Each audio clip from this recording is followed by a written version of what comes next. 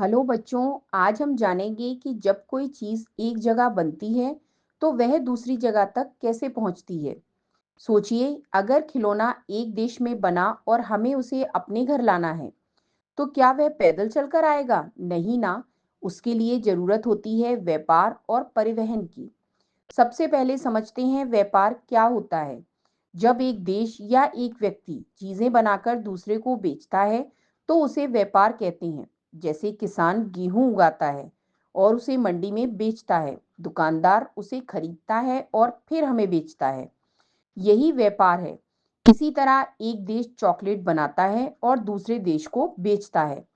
अब बात करते हैं परिवहन की। परिवहन का मतलब है चीजों को एक जगह से दूसरी जगह ले जाना। इसके लिए अलग-अलग साधन होते हैं। अगर सामान पास के शहर में भेजना हो, तो ट्रक या ट्रेन का उपयोग किया जाता है। अगर सामान समुद्र पार किसी दूसरे देश भेजना हो, तो बड़े-बड़े जहाज काम आते हैं। और अगर जल्दी भेजना हो, तो हवाई जहाज का इस्तेमाल किया जाता है। कल्पना कीजिए, एक फैक्ट्री में हजारों खिलौनों बनाए गए। उन्हें बड़े डिब्बों में पैक किया गया, फिर ट्रक से बंदरगाह तक लाया गया, वहां से जहाज में लादा गया। कई दिनों तक समुद्र में सफर करने के बाद वह जहाज हमारे देश की बंदरगाह पर पहुंचा।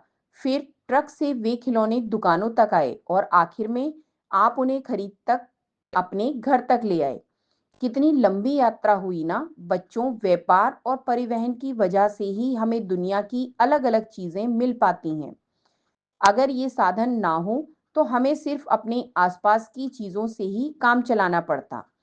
आज का छोटा सा सोचने वाला सवाल, अगर ट्रक, ट्रेन और जहाज ना होते तो चीजें एक जगह से दूसरी जगह कैसे जाती? जरा कल्पना करके देखिए। अगले ऑडियो में हम जानेंगे वैश्विक जुड़ाव क्या होता है और दुनिया कैसे एक दूसरे से जुड़ी हुई है।